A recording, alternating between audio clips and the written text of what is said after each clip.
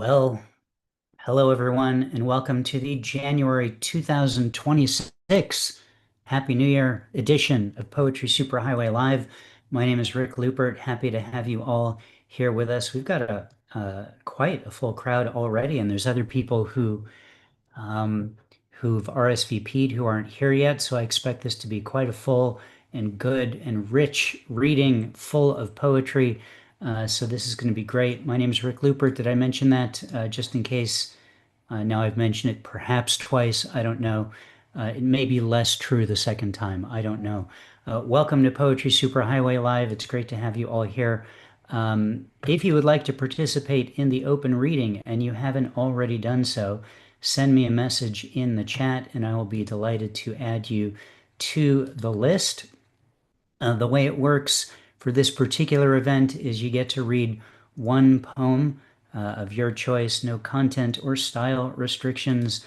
And then we'll talk a little bit about what's going on in your poetry world. If you want to share any news or updates or exciting information of any kind, that'll be your chance to do it. And we can all hear each other's poems and hear what's going on in poetry and hopefully be inspired and informed by all of that. So there you go. That's I believe everything. Since we're muted, make sure you have the chat room open so that way you can interact with each other throughout the festivities.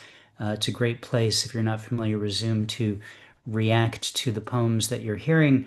There's also fancy reaction buttons if you like to watch hands and hearts and things fly up in front of people on Zoom. You can click those, and that's always gratifying if you're the reader to see those as well. So keep all of that in mind.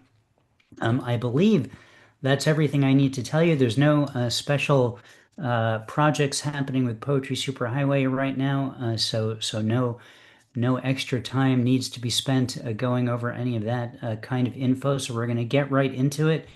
On deck, our second reader will be Lawrence Berger. Please welcome our first reader, Principe Guity Jr. Hello, Principe.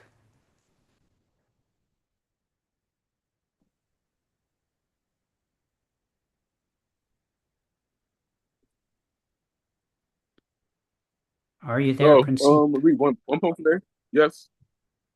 Okay, we can hear you. Good, go for it.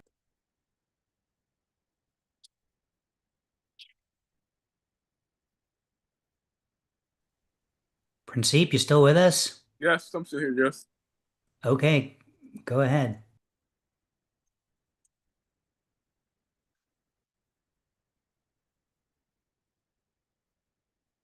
A poem called Angelic Studio.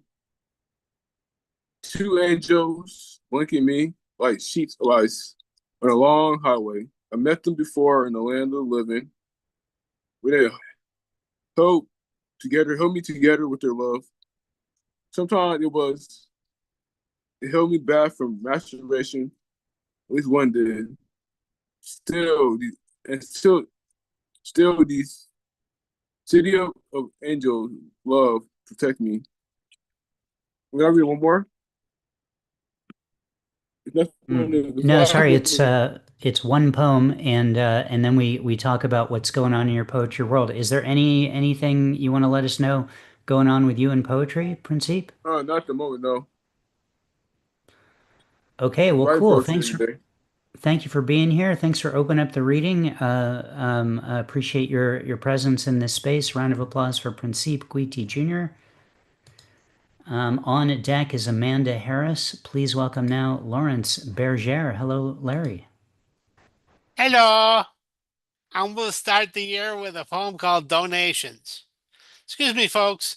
My name is Laurence Richard Berger, and I'm a proponent of reverse panhandling. Would you like some change? Really, would you? You see, as I walk down the street on my way to the bus stop, I always pass the same three people. Never fails, they're there every single day. First one has a chain around his neck. It's held there not with the lock, but with a banjo. Second one's a man of color.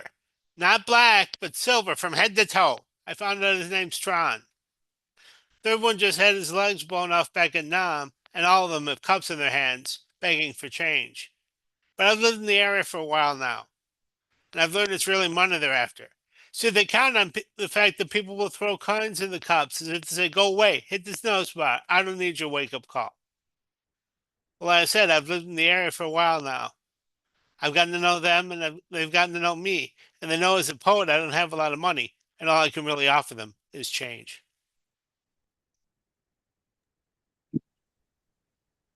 Clever, Larry. Good to hear that one. Is that an old poem? It sounds vaguely familiar. Yeah, it's an older one.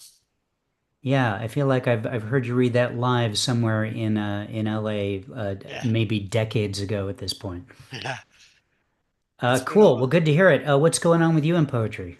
Well, let's see. I've got a couple poetry organizations that are doing open mics on the first Friday and the second Wednesday. It's called the Just Poets, and they start at 8 o'clock East Coast time. So that would be, I believe, 5 o'clock Pacific. So if you want, I'll put the information in the chat. And my books are going well, and I'm doing pretty good. That's great. Well, as I guess previously indicated, you've been doing this for quite a long time, and I hope you keep doing it. And I'm glad you're here with us today. Thanks for being here, Larry. Thanks for having me, Rick. All right, round of applause for Lawrence Berger. On deck, oops, sorry there. Just a reminder, if I know that there's some people here who have not signed up to read, and that's completely fine. If you are just here to listen, that's wonderful. Not a problem at all. But if your intention is to read, please do send me a message in the chat if you didn't already do so, or send me a message in an email in advance. Otherwise, I don't know to put you on the list. Eric Paul Shaffer, you are on deck. Please welcome Amanda Harris. Hi, Amanda. Hi, it's nice to be back. I'm gonna do a poem that I actually teased on the Poetry Superhighway page, and it is called Letter for Kay. If I could write you a story, it would be about the kind of thing that begins with a fist, like the time you grabbed my throat and pushed, or the time you said that you were born to live with your heart in the clouds, away from flesh and voices, and anything that could jolt you awake for a minute. Mostly, it would be about the little fires that harmed you every day. Chewing tobacco, cancer scares, the horseshoe circle of girls who read a wedding out of the lines in your palm, whose tongues could coax any man into the language of yes, who followed your shadow into empty classrooms and bar fights that inevitably became shadow. I could write you that story, but it would begin the way it ends. Two lit cigarettes looking for a place to burn. Wow. What an ending. Amanda, that was great. Thank you so Thank much. you. I didn't see it, but you say you teased this in the PSH Facebook group? Yes, I did.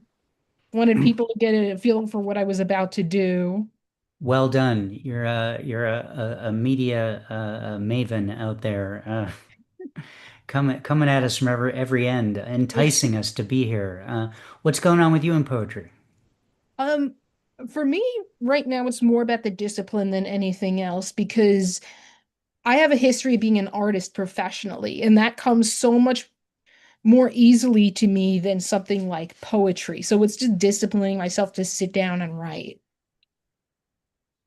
That's great. I reflect often about um, what is success in poetry. Hmm. And to me, success is being a poet and writing the work. I mean, where I was at a reading in San Diego on Sunday, and it felt like just being there was I'd arrived. You know what I'm saying? As opposed to, well, I need to achieve this. I need to get this done. I need someone else to vet and value and say, hey, that's great. Those are nice things, but truly, Hmm. the main impetus for being a poet is because you love doing it. So that's great to hear. And it's good to see you again. Thanks for being here. Hmm. Round of applause for Amanda Harris.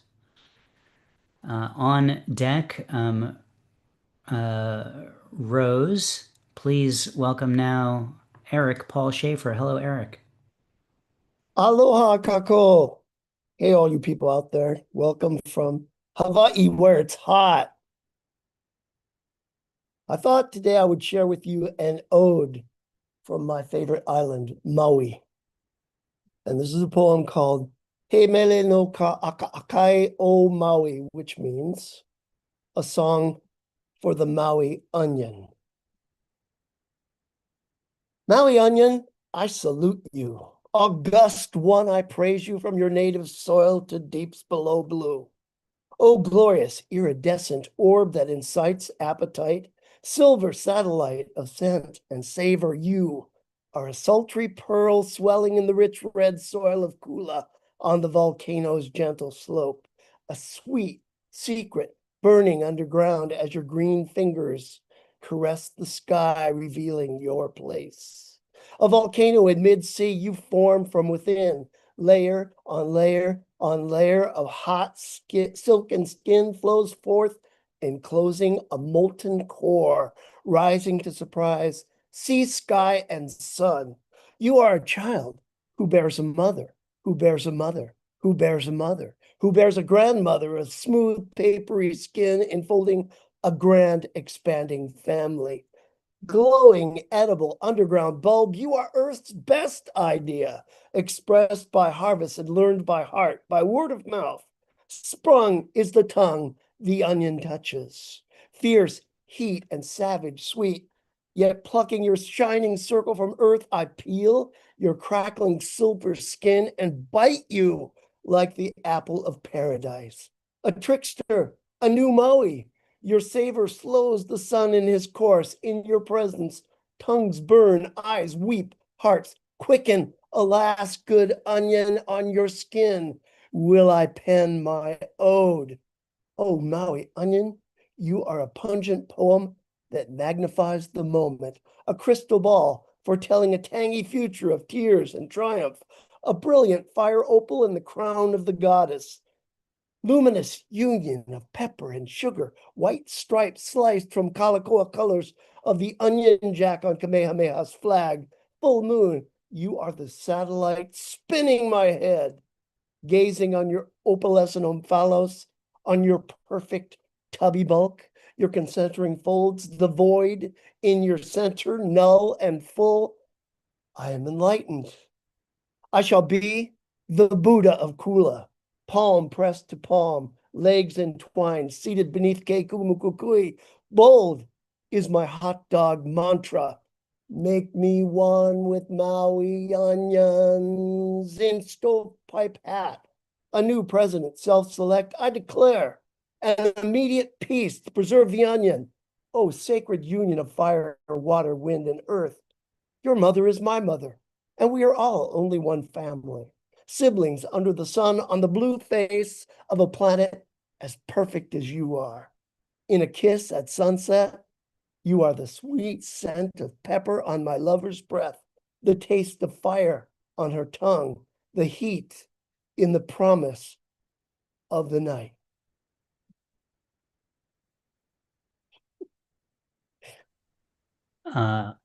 Wow, that was quite a poem and quite a reading, Eric. Well done. I enjoyed that quite a bit. Sprung is the tongue is going to stick with me for a while. I'll be thinking of that when I eat dinner tonight. Is my tongue sprung? I don't know. I'm going to ask my wife about that. How's life in poems with you out there in the promised land? Well, I'm finishing up my book, Second Nature, and it should come out either the end of this month or the beginning of next month. It's coming out from Coyote Arts Press. So this morning I got a wild hair and started putting together a book of my two first books that are both out of print. It's going to be called Groundwork, and it'll contain those two books. So I've been working on that all day.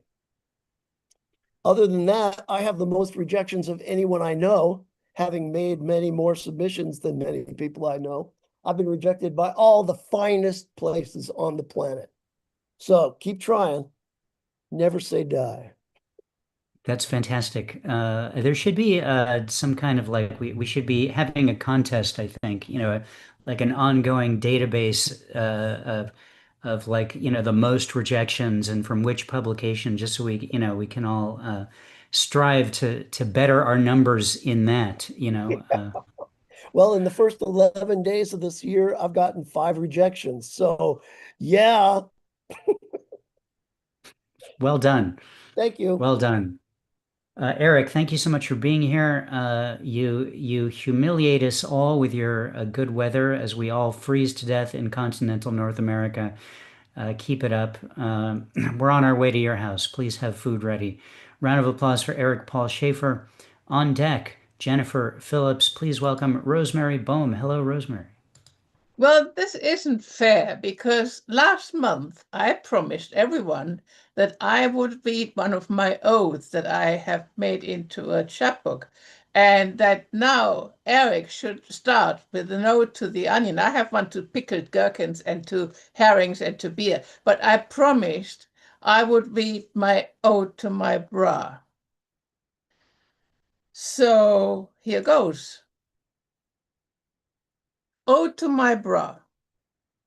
Twin cradle of my flesh, once coveted for the status it bestowed on girls whose little bumps still hurt and barely showed, now a sad necessity in my fight against gravity.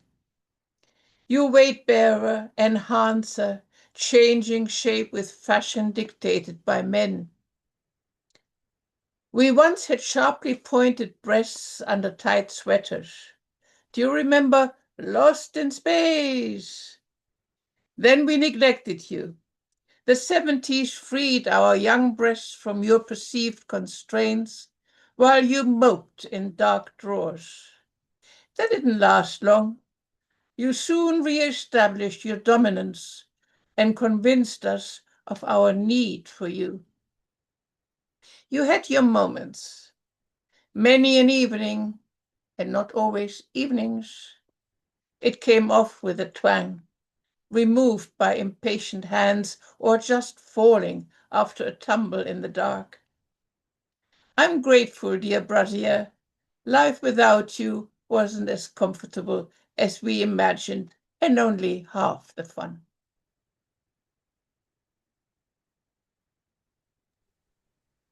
The long promised, long awaited, and finally delivered ode to your bra, Rose. Thank you so much for bringing that to us. Uh, uh, how are you, and what's going on with you in poetry? Well, the ode collection is now a chapbook. I hope it will be rejected as many times as Eric has counted rejections this year, so I can join the competition. And a full-length collection will be coming out end of 26 or 27. Cool. That's it for the moment. And, I'm writing and reading and writing and reading and being rejected just like everybody else. You're part of the system, Rose. Well done. Well, good luck with your upcoming book, whether it comes out this year or next year, and keep writing and reading and writing and reading, and you'll be in good shape. Thank You'll you. stay in good shape. All right. Thanks for being here. A round of applause for Rosemary Boehm from Peru. Good to have you. On deck, Lorraine Caputo. Please welcome now Jennifer Phillips. Hi, Jennifer. Hi, Rick and everyone. This one is a sonnet. It's called De-Extinction of the Dire Wolf. We have become minor specialists in extinction, not quite as abrupt as an asteroid, but as effective at ground scorching, at glassing the soil, at torsion, squeezing the community of trees to a sparse grove. We are monarchs of astroturf that feeds nothing. We have eaten whole islands of vanished birds. How loudly we crow, forgetting how to sing in chorus among earth's songsters. We bury in words. Now we have birthed 3 dire wolf hybrids up from bone and millennia, so we say. We usher new apex predators in their loneliness under this unmothering sun, and a gene pool small as a puddle. What have we done who will not save what is here? What neighbors us now? What life or death pounces from our labors?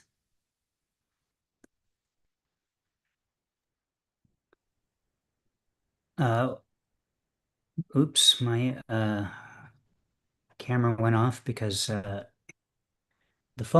doorbell was ringing, which is I don't need to get into it. I fixed it. We're good now.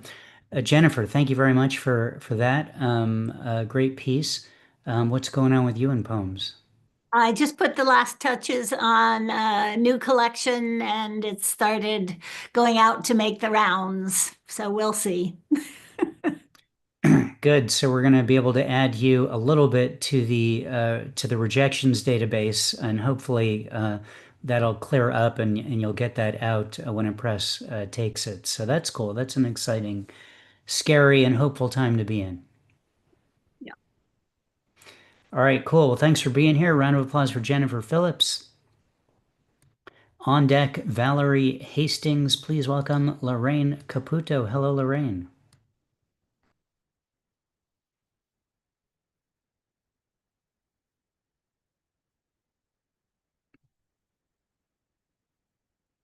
Lorraine, we are not hearing you. Are you there?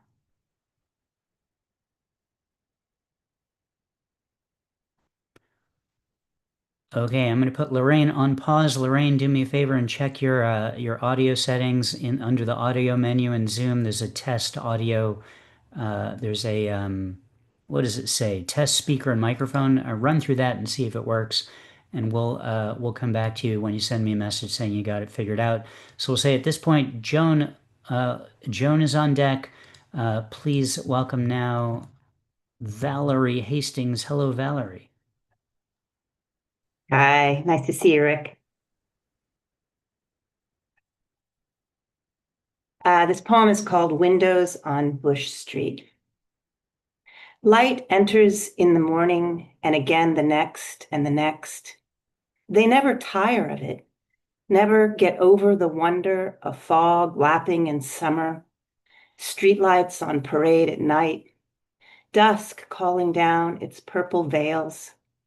They hate when we draw the shades because they exist, rain-lashed, sometimes cracked, at the bare intersection of here and there, you and the world. They felt 1,000 hands close their sashes, sometimes in anger or in haste, only to be reopened to hail a friend in the street. The city's breath, a wet mess of soot and bird feather, church bells and blue air. How strange to pass below them as a visitor in the street, their wavy glass from another time, drawing in summer's leaded heat. Windows out of which I once escaped while I listened for a last breath.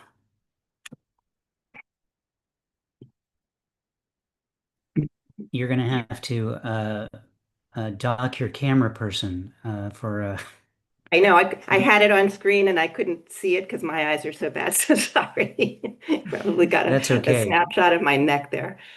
It was great. It's all we really. I won't say it's all we wanted, but it was helpful. Valerie, nice piece. Really great to hear it in this space. Is this your first time here in? It is, and I met you last weekend at the reading in San Diego.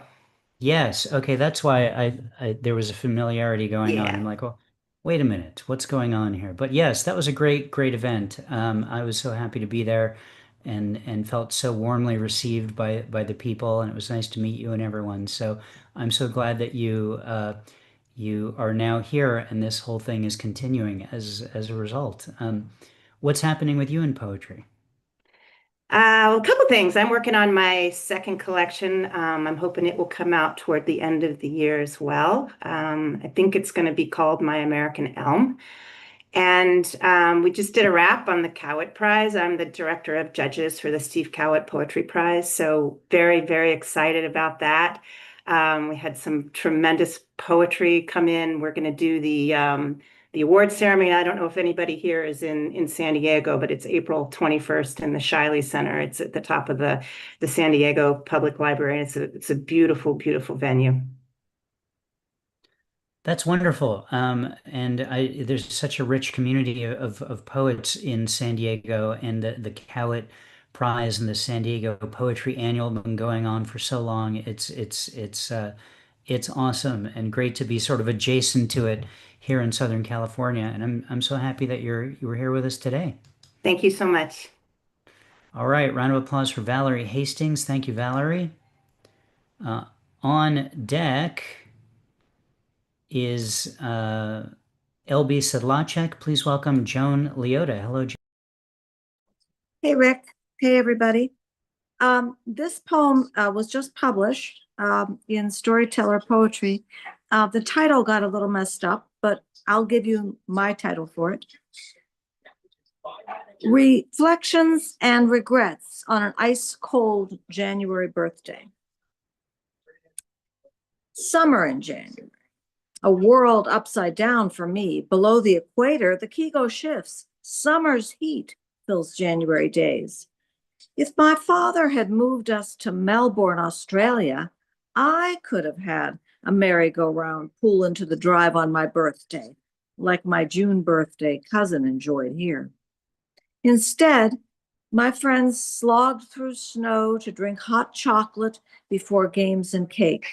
In Melbourne, no one would have left early for fear of icy roads. But if my birthday came in summer, after the party, I would not have been able to go out to our backyard and feel the crunch of my skate blades digging into the ice rink my father built. In Melbourne, the setting January sun would not turn my skate shavings into sprays of tiny diamonds as I practiced turns and twirls.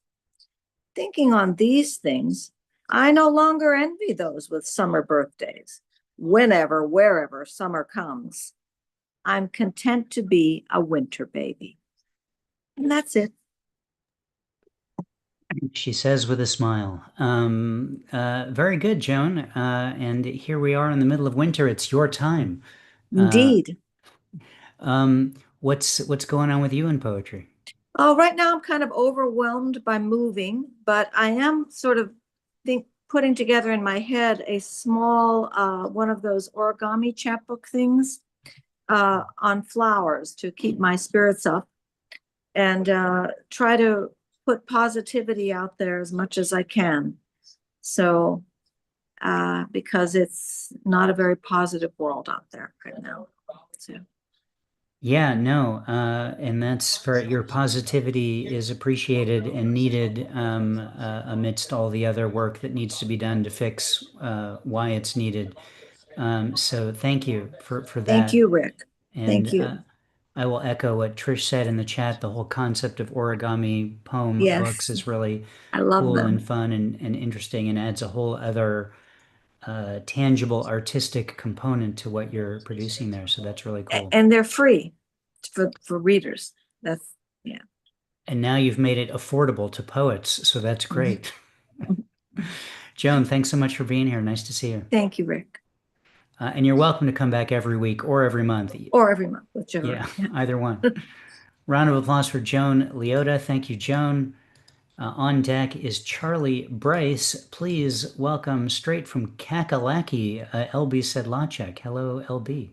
Hi, Rick, and hi, everybody. And we had some snow this morning, so that was fun. I've learned to like snow, but I don't love snow.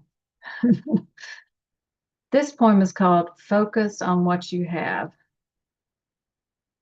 Wallet held tight, he counts out his bills. How much can he take out of the cheap brown billfold and still have some left for bread, bananas, and milk for the kids? $3 plus for a gallon. Cheaper here in the mountains, the South, than the big cities. There's no public transportation, and our sidewalks leads nowhere, except for the few blocks uptown, downtown, and roads are cut off. Our major highway, from rock slides and rain, but you can still get there on a gravel and dirt one-lane road. His red truck is dirty, covered in mud. He disappears inside the gas station and pays, coming back and filling up and leaving before me. My tank is full. He only put in 5 gallons. His truck pulls out and he heads to the Mammoth store across the street to spend whatever he has left, probably upset at the world.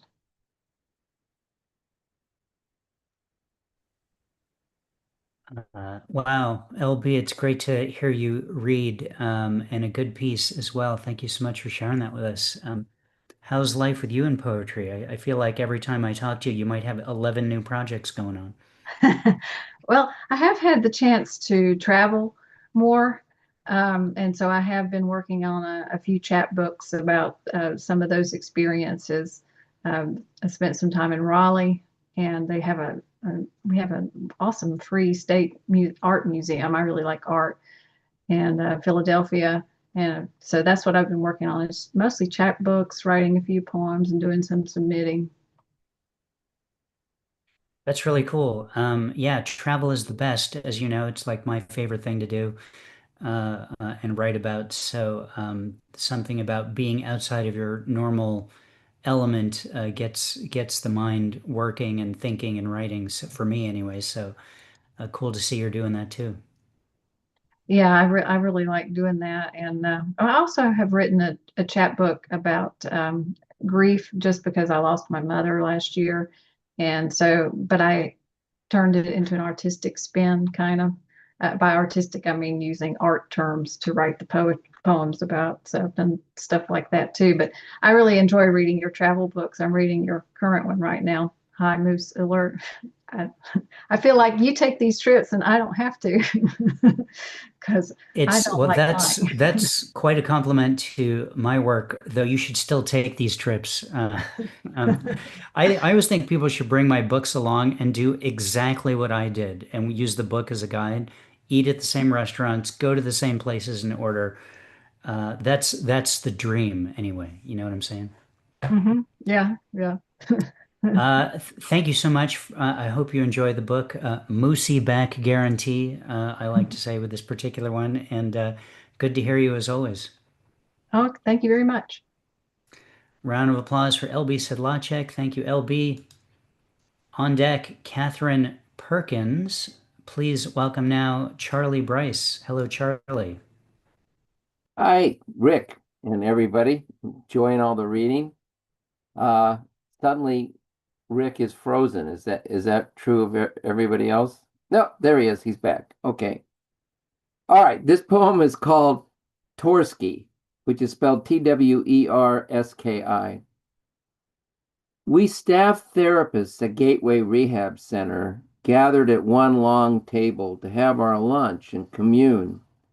Deep into conversations about newborns on the way, houses for sale, the long commute from Pittsburgh, or even the political scene, no matter what we were discussing, Abe Twerski, rabbi, psychiatrist, and our medical director, would sit down, yarmulke hair pinned to his scalp, head and payot bobbing, unwrap his kosher lunch from its brown bag, slap the table, and loudly announce that he'd cured someone that day.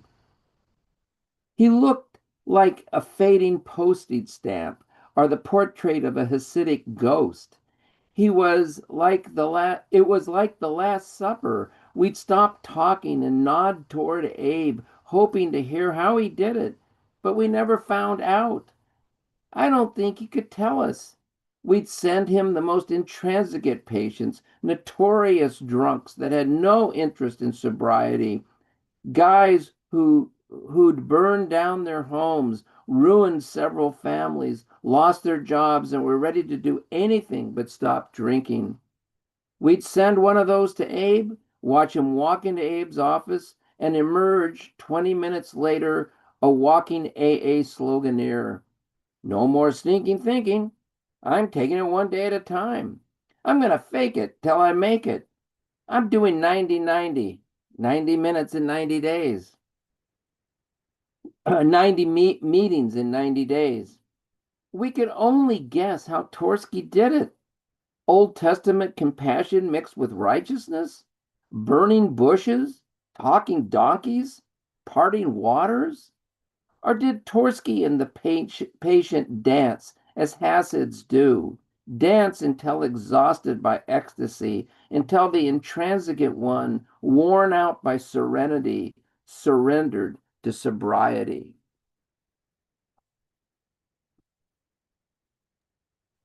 Never surrender. Charlie, good piece, thoughtful, nostalgic. What was the line? 90? Say that line again. 90. That's 90 meetings in 90 days. It's quite a lot of meetings. Yeah, that's a lot of meetings. Cool. Well, that's quite a commitment too, I would have to say. So well done there. What's happening with you in poems? Well, this is my 10th book. It's called A Brief History of the 60s, and it's just now out. I just got the books yesterday, and I'm going to launch it here in Pittsburgh on the 31st, January 31st, at our local library. And reading with me will be, if I can get in touch with her, the lady on the first floor, my wife, the poet I live with, and we have two other local poets reading. It's going to be really nice. We're hoping. So That's cool. I don't know if you saw what Eric just posted in the chat, but he said your cover reminds him of the cover of Richard Brautigan books, which I personally would take as the highest possible compliment. Well, as you know, I've compared you to Richard Brautigan. Uh, I, I think you're our modern Richard Brautigan. Those books that you write, the way they go from one thing to the next, it's like in Watermelon Sugar. It's wonderful. So I do take that as a big compliment. In Watermelon Sugar, the deeds are done, As my as life he is wrote. done in Watermelon Sugar. I can't get enough of him, and it's a shame that he's not writing anymore these days. But his work stands as it was. So great, we've got a great Brautigan circle going on here. Good luck with your book launch in Pittsburgh. You guys should put in a dumbwaiter. Did I already mention that? Like between the Oh first floor yeah, and the third floor? well yeah, but that's me. I carry the things up and down. So we already have that. But I'll I'll put my email in the chat if anybody wants a signed copy of my book, they can email me. Sweet. Okay, cool. Well, good luck with it. Thank you. I've been looking to learn about the 60s, so if it's a brief history, that just seems so accessible. It's very brief. Good. Round of applause for Charlie Brice. Thank you, Charlie. On deck, Betsy Bell. Please welcome Catherine Perkins. Hello, Catherine. Hello. Thank you very much for doing this. I'm going to read a poem from my only collection so far, and it's called The Most Underappreciated Supermoon in the History of Supermoons. No poems or tributes ever written about or to the huge rear on my posterior. No photo shoots of her shooting have been recorded for infamy. Truth is, there's been a diverse plethora of shapes and facades on this full-figured bottom. Once or twice, even after this bulbous orb became a mother's behind, a headline could have read, Supermom's supermoon has a face on her surface. Yet in spite of this lack of a sign, she continues to shine. She's bucked, been plucked, and harvested. Wolves used to howl at her lusciousness. She's been cold as ice on icy nights, and still no one writes about when she smells nice. This old butt used to hunt for lovers and good times. Now it's hard chairs and high toilets. Like a sturgeon in August, this plump rump is an easy catch. When young, she loved to ride and run. Now older, she's much slower. In spite of her desire to be recognized, her glory remains unseen unless her owner's high on something. Thank you. Great poem, Catherine. Thank you. Thank you. What's happening in your poetry world? Well, I'm decided I don't want to be a one-trick pony. This book that came out is called Utter Uproar. I don't know if we can see it. And it came out in 2024, Accents Publishing. And so I'm working on another collection of I like words and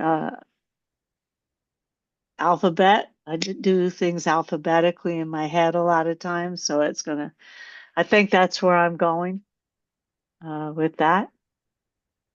Have you considered becoming a librarian? No, I don't like being inside. You could start one of those famous outside libraries, Okay. or at least alphabetize the trees. I don't know. There's got to be something. Yeah, well, there. I've come close to doing that. I mean, I've written a lot of poems where I just open the dictionary, and I have one called a Fibonacci fib in here, and that word that starts with the letter A is in alphabetical order. So I got kicked in the head. What can I say? It seems like we're benefiting from it, Catherine, with your work and presence. Well, thank you. Thank you so much for being here. Come again. Round of applause for. I'll try to remember to. I'll send an email reminder. Okay, you can well, count on that. I do appreciate this and appreciate all the great poets you have reading tonight. So thank you. Thank you. Round of applause for Catherine Perkins. Thank you, Catherine. This is who I have left on the list. I don't know if there's people here who intended to sign up but haven't done so, but just so you're aware, Betsy Bell, Climbing Sun, Ron Bremner, Trish Hopkinson, and Barbara LaMorticella. If anyone else would like to read who's here, send me a message in the chat, and I will be happy to add you to the list. On deck is Climbing Sun. Please welcome Betsy Bell. Hello, Betsy. Hello. It's so nice to be here. It's my first time. So my poem is called Time for Nothing. Buried in the fireside chair, I idly gather dust motes floating in the air. Beyond the picture window, I spy tent caterpillars in the junipers, hanging cocoons like Christmas ornaments. Legs sprawled, fingers trace the piping in pink velvet around the cushion, hobnails marching shoulder to shoulder, keeping crocheted mauve ribbon marshaled at the border of carved wood. Did you plan to do nothing at this time? Caught again, my father's words, wielding billy clubs, obliterate wildness lurking behind my eye. Rebellious brain cells captured these details before I slouched to some task. Stored squirrel-like 40 years ago, this useless poem arises from planned nothingness. I really like the line, did you plan to do nothing at this time? I think we should, that should be our intro to every poet going forward and see how they respond. Great poem. Thank you. First time here, was it a good experience for you so far? Wonderful listening. I feel out of my depth, but I have been writing poetry for a long time and recently decided to go into my collection of work and see if I had a chapbook. And I don't, so I'm going to keep writing. But recently I started reading Rosemary Tromer's daily poem that she sends out. It hasn't been workshopped or changed at all. It's just a free, and it's been so inspirational to read a poem every single day. I start my day with a poem, so it's very inspiring. My main work and published work is a memoir, and I work on memoir. So the poetry is a way of, figuring out who I am in the world. So yeah, that's a deep truth for I think all artists of any kind, and especially those of us who use words to try to figure it out. Um, I'm a fan of starting a day with poems. There's 2 or 3 different daily poem email lists that I subscribe to, and before I get out of bed, those poems are read every morning. Even as work tasks accumulate, I'm just in bed reading poems. They have to wait. So that's a really cool and inspiring way to start your days. yeah, yeah. So thanks for this. You published me, and I was in South Africa traveling, so I didn't know, so I couldn't get on and read it out loud. I just discovered it when I got back that you'd actually put me on your program. So thank you very much. This got me started. You got me started.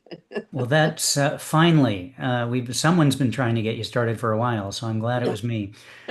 Betsy, thank you so much for being here. Please come back. Round of applause for Betsy Bell, first time here. Thank you. All right, on deck, Ron Bremner. Please welcome now Climbing Sun.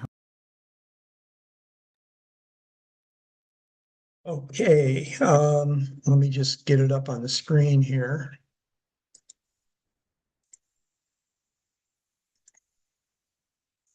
Oops. There it is. Okay, well, I guess this is a little different than most of the poems that have been read. But I'm here, just to throw some fun out there at the Maui guy, Eric Paul, I believe. I'm here in Boca Raton, Florida. It was 80 degrees today. I went for a long swim. So it's all good here on the East Coast. This is called Hammer Manifesto. It is hereby decreed. Your primary mission is to hammer chaos into a landscape, not just any combination of daisies and mountain ranges, not with a meandering stream or golden gates in the garden, not some secret spot with a stone bench overlooking an Asian fish pond, not nature so raw the trees shudder and wildlife screams silently. None of this fulfills your mission. None of this addresses the bedlam you've inherited. None of this is in the same theme park as the ultimate landscape, the one you glimpsed in that instant before your head slammed into the windshield, the ocean bottom, the line drive, the steel post, the mind of the perfect lover you didn't know how perfect at the time. Now, all you've become is a fuel tank starving on fumes. So you know you should, but don't want to, but know you must trick your sorry organism to stand at the ticket booth and admit there are no other options but to enter the fray with your bruised skull, your dirty feet, your underused hands, then just simply, carefully, abandonedly take up a great hammer. Get busy with crafting eternity like the kind of God you wished you were before all this global trauma smashed your heart open, propelling you to venture beyond your borders, beyond reason even, beyond kindness, until yours and your planet's breathing are impossible to separate. Wow. I'm feeling a lot like a sorry organism right now, Climbing Sun. What a poem. Thank you so much for sharing that. Well done. Thank you. Any poetry news you want to share with us? Sure. I'm working on my 4th book. It's pretty far along. It's my second memoir. I have this memoir here. I don't know if you can see it. It's called Sundances, and the new one is it'll be out in 6 or 8 weeks at the most. It's going to be called Sun at Play. There were so many things I didn't put in the first one, and they're all for the most part prose poems. So it's a fun endeavor to write prose poetry, and I'm sure I heard some of it tonight, and I'm sure that Rick, you've delved into it. So that's what I'm up to. Yeah, I kind of suspect that all along I'm writing prose poetry, but just adding line breaks. You may be right there. It's great to have you in this space. Some folks may know that you came in first place in the 2025 Poetry Superhighway Poetry Contest, which is a big deal considering the number of poems that were entered. And it's great. You've become a regular here since then. So it's really awesome to that's happened. So thank you so much for being here, and good luck with your next piece. And I hope that the next when your next book comes out, you find, wow, I've got a whole other stuff that didn't make into that one that'll go into the next one, and that goes on for a long Well, we'll time. see. Stuff's happening all the time, as you know. All There you right. Well, go. All thanks for right. giving me a home here, Rick. It's great to be here with you and everybody. Glad to have you as one of our citizens. Thanks so much. Round of applause for Climbing Sun. Thank you for being here. On deck, Barbara LaMorticella. Trish, I had said that Ron Bremner was on deck, but as it turns out, he had to go. So I hope you saw my message. And I see you've unmuted, so please welcome Trish Hopkinson. Hi, all. This is a brand new poem, so I'm looking forward to reading it out loud for the first time. It's entitled Melt Water. An iceberg, once the size of Rhode Island, is now a quarter that size, shrinking over 40 years, yet still 3 times bigger than Portland and 8 times larger than Minneapolis. Last year, it nearly collided with a large land-bound colony of penguins. This year, the iceberg is blue, blue with meltwater leaking, rising sea levels, disrupting currents, ecosystems threatened. In December, a winter storm in Minneapolis caused hundreds of accidents, but no fatalities, despite roads covered in ice. In January, an ICE agent fatally shot an American, Renee Nicole Good. In the last 6 months, ICE agents shot 16 times, injuring 7 and killing 4. Cities red with runoff. Minneapolis, Portland, Baltimore, LA. Yesterday, despite brutal winds and sub-freezing temperatures, tens of thousands gathered peacefully in Powderhorn Park. Native dance, music, banners welcoming immigrants. Over 1,000 protests nationwide. ICE out for good. The penguins survived. Will we?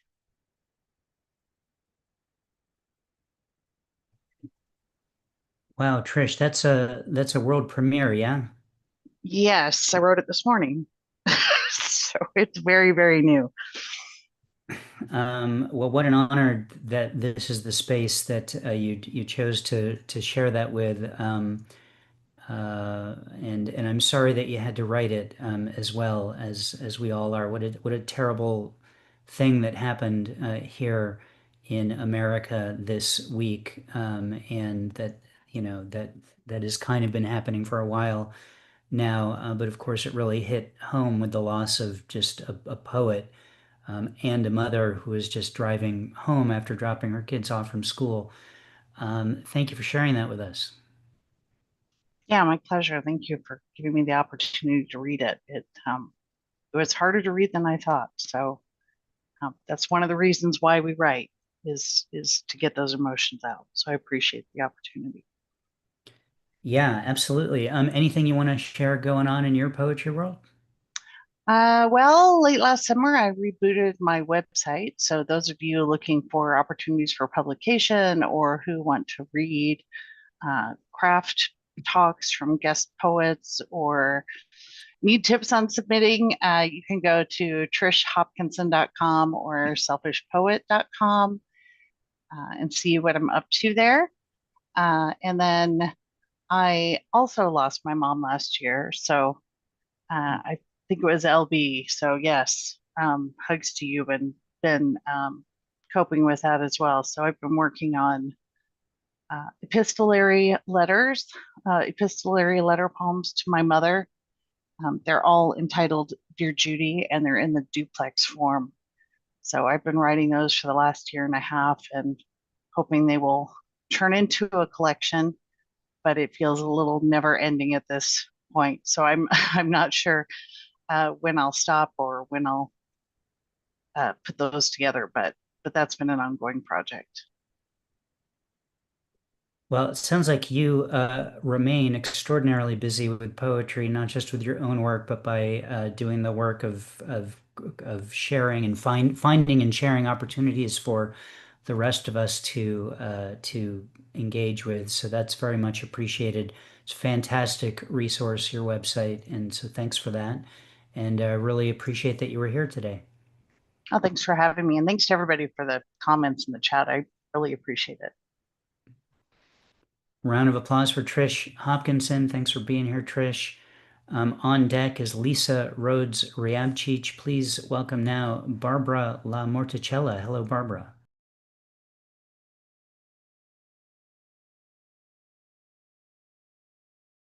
Oh, now I'm unmuted. This poem is called Negative Space, and I wrote it after my husband of 56 years passed away. When I drive by the places he used to pass, I remember he is not here with me. In this way, he is here with me. When I'm chopping garlic and dropping it into a green soup, he is so much not here with me. He is here with me. When I fold his clothes and touch the raggedy edge of his pants, when I leaf through his notes and note his hand getting feebler and scratchier, his absence turns to presence, and he is here with me. When I put away his books and unused art supplies, when I look at his quick sketches and see all the things he wanted to do, he who was the banks of my river for so long becomes my waterfall. He who was my anchor for 50 years has become my ocean, my negative space, my ghost. That's it. And my husband's name was Robert LaMorticella. So, thank you for keeping his name alive. What an extraordinary piece that you've written for him. It's very much for you as well. I can hear it in the words. As we say, as long as you remember someone, as long as you keep their name spoken, they're sort of still with us in a way. Memories are super important, and I hope your memories of him are comforting and a source of strength for you and joy as well. Thank you for sharing that piece with us. Is anything else happening with you in poetry you want to tell us about? well, next this year, within several months, I will become poetry editor of an online publication called Counterpunch, which is a progressive publication. I have two chapbooks, one of which was a finalist for the Oregon Book Award in 2009. And I'm working on a full-length collection of poetry, which tentatively, if I still like it, is called Lifelines. And it's like 50 years of writing. Well, I think there's other things, but I can't. My mind is a flutter, so I can't tell you. But thank you. This is the first time I've been on Poetry Superhighway. So thank you, Rick. Cool. Thank you. Well, don't let it be the last. And thanks for being here today. Round of applause for Barbara LaMorticella. Thanks for being here, Barbara. I am on deck to close out the open reading unless I missed someone else who has signed up after Lisa. Let me know. It's your very last chance to let me know you'd like to read if you're here and I missed or you haven't said so yet. So otherwise, that'll be me on deck to close out the open. Please welcome now Lisa Rhodes Ryabchich. Hello, Lisa. Hi, how are you? How are you? So I'm gonna read a poem. I hope this, will go over okay with everybody, but this is how I feel in terms of what's happening in Palestine and what's still going on and, the suffering and the horrors there. So I wrote this a while ago, so it's not completely up to date, but it has something to say. And before we start, as I was growing up as a child, my father's best friend was a Jewish man who was a Holocaust survivor as a child in the camps, and he was the sweetest, loveliest man ever. He couldn't read because he was in the camps as a child, and my father and him worked together to make it in real estate. And he is the only person that I've always really loved and cared about when I think about the suffering of the Jewish people, and he'll always remember and his desire to have children, which he never got to have. But this is my take on what's happening in Israel now, and I wanted to read this. What would the Holocaust victims say about Gaza today? The Israelis say the war in Palestine is justified after the horrendous attack by Hamas on October 7th, which killed 1,500 civilians. But the retaliation of killing over 34,000 Palestinian people by missiles and drone attacks and raping of innocent civilians, majority of whom were men and boys and women and children, doesn't brand Israelis under Netanyahu not terrorists. Now, the IDF claim wiping out hospitals and refugee camps is their right because they are sheltering Hamas underneath them, so they say. But none of these attacks have found any Hamas leaders there. Only innocents, writers, poets, teachers, and their families seem to be wiped out as the IDF tries to destroy their culture. When you talk to Holocaust survivors today, they abhor Israel and Netanyahu and his lies, trying to use them as a reason to substantiate attempts to annihilate an entire culture. Now, how long has this occupation been going on? Where adults were forced to live like a child under a curfew regulated by the IDF, and signs on the road say Jews, Jews only. We are talking about an independent group of Jews who feel they have the right, like the Nazis did, to annihilate who they please. There is no sense of these people being empathetic or having learned anything from the suffering of Jews who experienced the Holocaust in World War II, because they behaved just like the Nazis, the IDF, very unoriginal and revengeful of an entire nation who they accuse of being in cohorts with Hamas. Now let's hear from the American Indian people. Do they want to be robbed of their land? Heck no. Let's ask the Japanese people. Did they want to live in concentration camps? Heck no. Let's ask Black American people. Did they want to be slaves for 400 years? Heck no. So why would the Palestinians want to live under occupation? Thank you so much. I hope I didn't offend anybody, but I had to get that off my mind about what's happening in Gaza still today, where there's no peace and only little children you see starving to death all over the place, and it's nobody cares. So I'm still upset, and so. Lisa, thank you so much for turning your thoughts into a poem. Is there anything going on in your poetry world you want to tell us about? Well, actually, I'm a poetry book editor for a magazine called Action Spectacle online. And it's really exciting because I get to edit books and choose which books to write reviews about, which is wonderful. And I love it. I'm reading a lot of poetry books. In terms of me actually getting any poems published lately, no. I've been writing short stories. I've been writing, but haven't been just hasn't got anything published yet. And my father just passed away, so I'm kind of stuck in the mud a little bit, and been mourning a lot, and helped my mom to recuperate from this tragedy. And so it's a little slow process. And had many poems about his dying. He died of dementia, so there's a lot going on there. But I hope to get a book about his dementia, at some point. I have another book coming out though, called The Language of Kindness from cyberwitnet.com. They're an Indian press, and hopefully within the next month or two it should come out.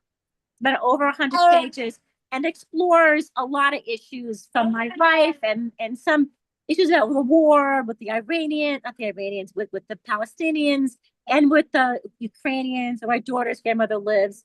And some of those topics are in there too. So it's kind of an interesting book. One of my stronger books, so some people have said.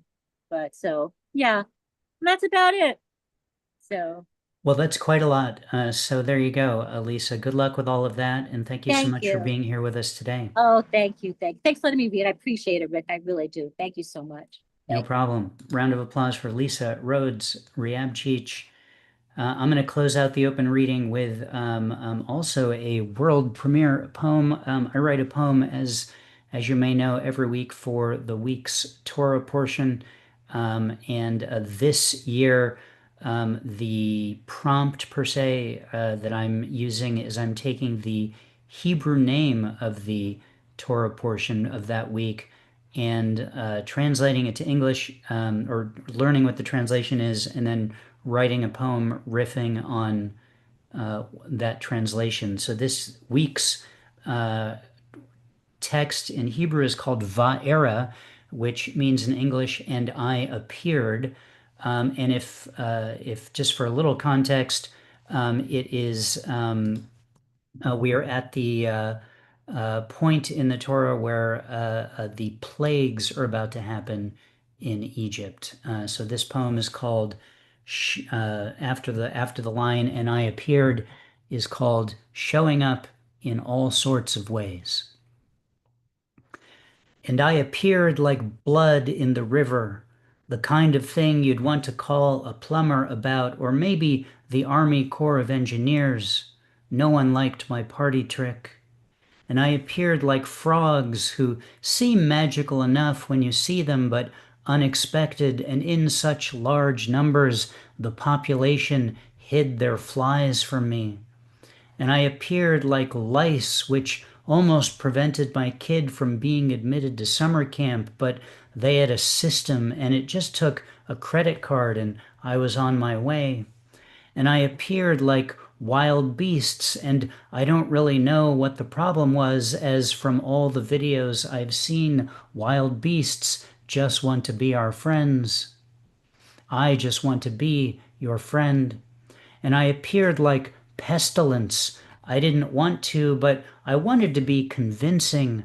I had all the cards, so I knew it would work. And I appeared like boils on everyone. The wait times at Kaiser were out of control. Skin cream prices shot up like rockets. The entire homeopathic movement was invented. I didn't do it for the money. I did it because it needed doing. And I appeared like hail, coming soon to an atmosphere near you. Things falling out of the sky. It's impressive.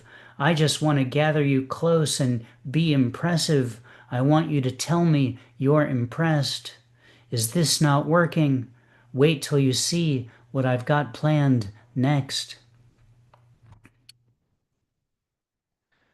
Alrighty. There you go, ladies and gentlemen.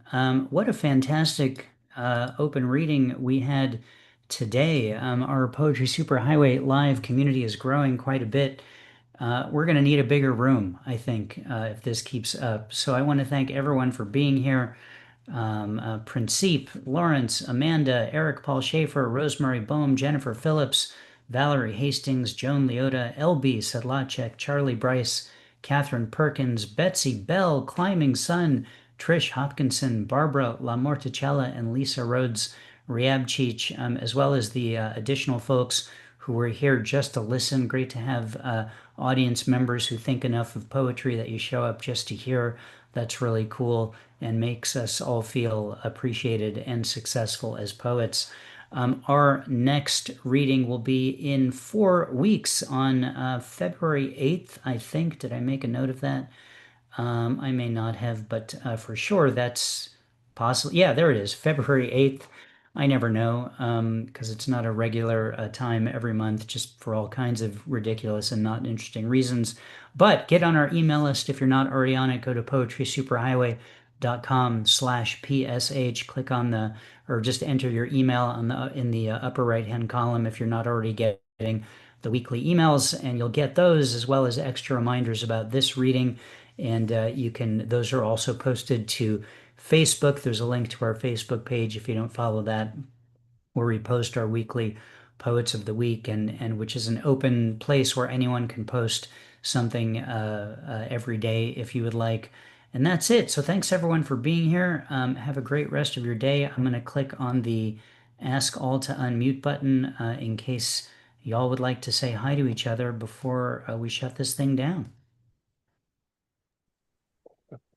Thanks, everybody. Hello. All right, thanks. Great reading. Thank you all. Nice Thanks, to Rick. see Have a great everyone. week. Hi, thank you. Well done, Thank everyone. you, Rick. Thank you, Rick. Thank you, Thank Rick. you, Rick. Bye. Thank